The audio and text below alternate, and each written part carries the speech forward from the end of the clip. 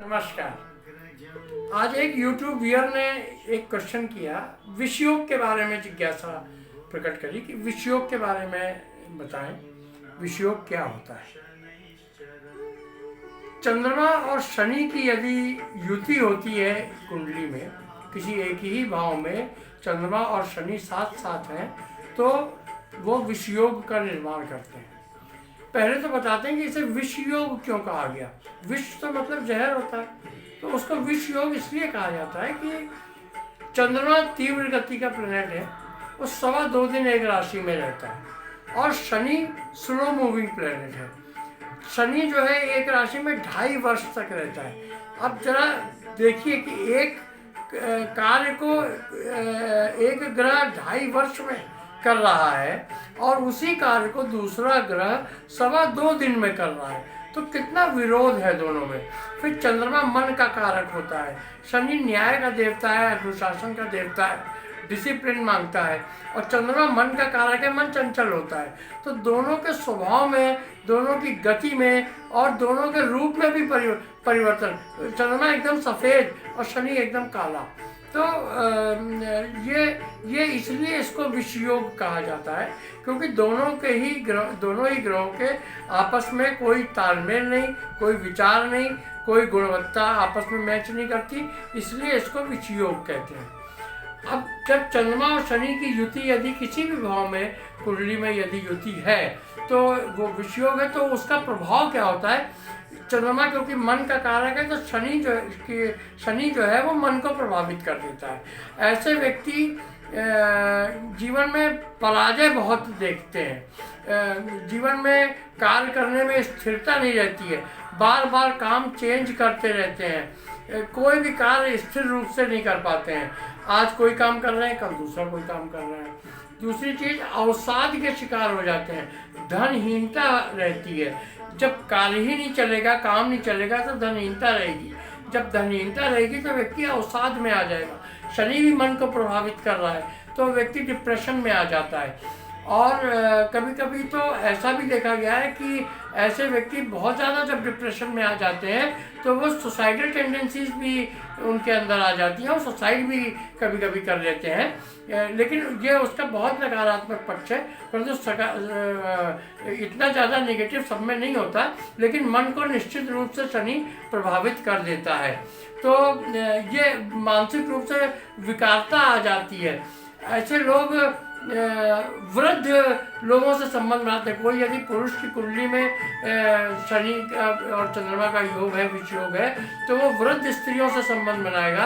यदि किसी स्त्री की कुंडली में है, तो वो वृद्ध पुरुष से संबंध बनाएगी। और इसके और भी नशा बहुत नशे का वो करा देता है। शनि का अगर दृष्टि है चंद्रमा पे या युति है, तो वो नशे की ओर प्रेरित करता है, नशा व्यक्ति करना पड़ता।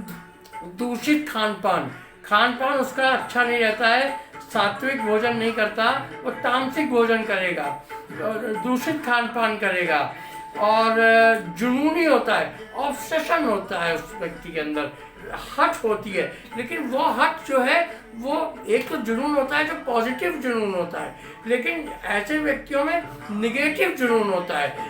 एक डिस्क्वालिफिकेशन और होती है उनके अंदर कि वो बहुत इतने ज़्यादा जिद्दी होते हैं कि वो किसी की भी बात को मानते नहीं है।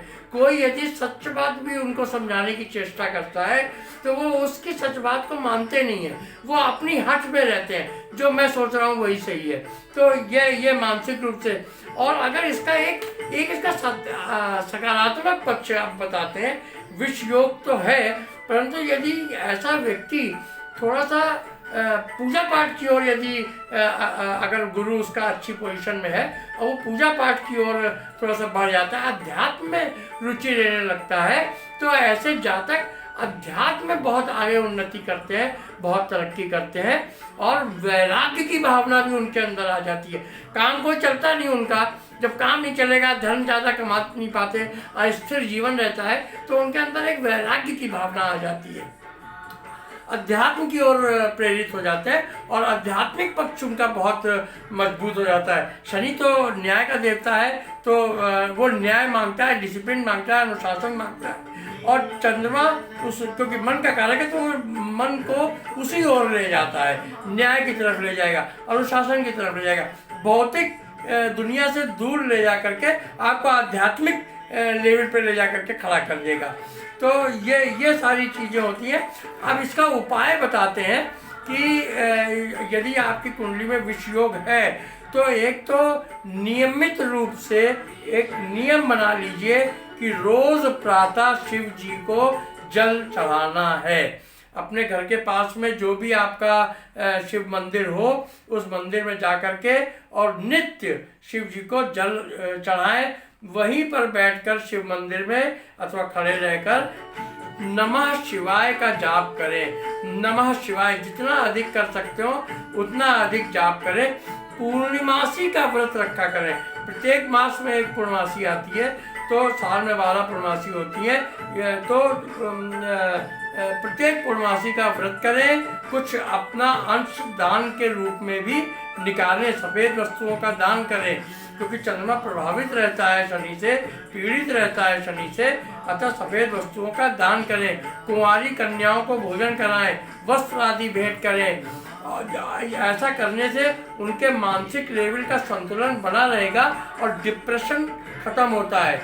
एक और कार्य किया करें, रोज सवेरे निराहार तुलसी जी के 2 पत्ते मुंह में डाल लिया करें। जैसे ब्रश व्रश कर लें, दांत मंजन कर लें, उसके पश्चात तुलसी जी के 2 पत्ते मुंह में डालें, तो ये विष योग का प्रभाव कुछ कम होने लगता है। नियमित शिव जी की उपासना किया करें।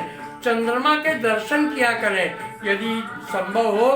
जब भी चंद्रमा दिखाई पड़े, महीने के 4-5 दिन चंद्रमा दिखता नहीं है, तो लेकिन जब भी गोचर में दिख रहा हो तो चंद्र के दर्शन किया करें। विशेष रूप से पूर्णमासी को तो विशेष रूप से दर्शन किया करें चंद्रमा को। यदि संभव हो तो जल भी चढ़ाया करें चंद्रदेव को। तो इतने काम करेंगे तो आपके विष योग के प्रभाव कुछ कम होने लगेंगे और आपका जीवन आध्यात्मिक लेवल पे आपकी उन्नति होने लगे।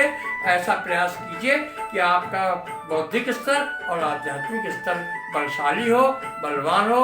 आपकी मानसिक स्थिति ईश्वर से तालमेल करते हुए रहे, ऐसी हम आप प्रार्थना करते हैं। नमस्कार।